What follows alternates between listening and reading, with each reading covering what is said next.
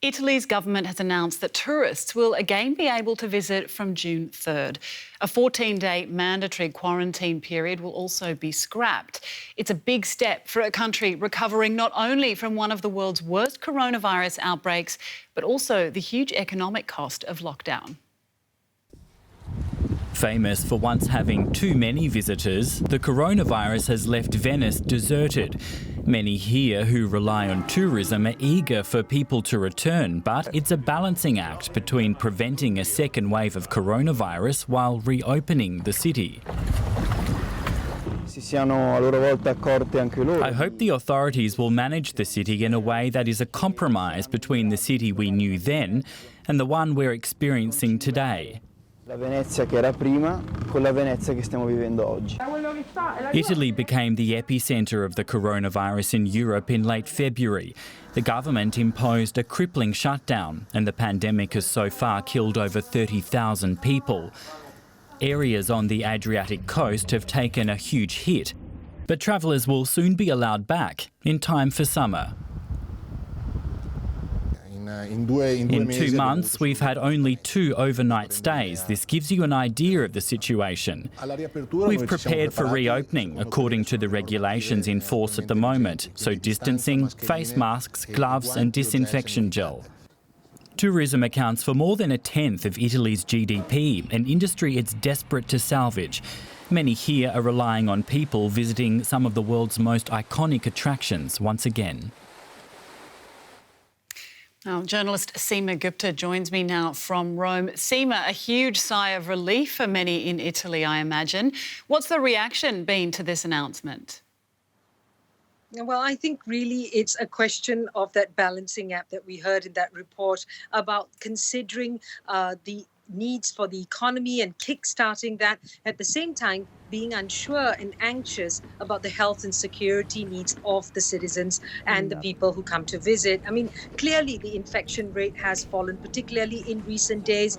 The pressure that we saw on the healthcare system has eased significantly, but the pressure on the economy has definitely increased, the pressure to reopen. Come Monday, the 18th of May, we're already going to see museums as well as retail shops open. They've pushed up the opening date for restaurants as well as hairdressers. It was supposed to be the 1st of June, and now it's the 18th of May as well.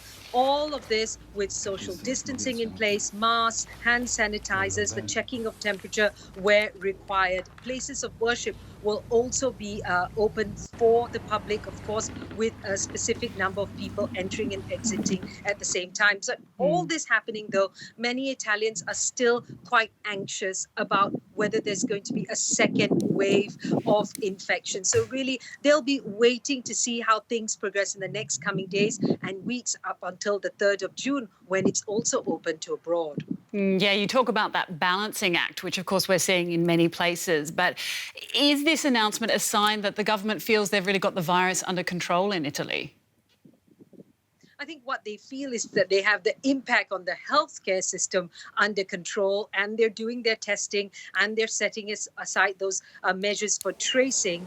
And they feel that the pressure there is overwhelming in terms of kickstarting and reopening the economy. The epidemiological situation in the country right now is stable, and so it is about time to get things started. And the government has retained all the while the ability to reimpose those lockdown measures nationally if they feel that there's a spike of COVID-19 cases. Well, Italy may be opening up to tourists again, but many countries, including Germany, are still advising against travelling unless absolutely necessary. So what happens if the tourists stay at home?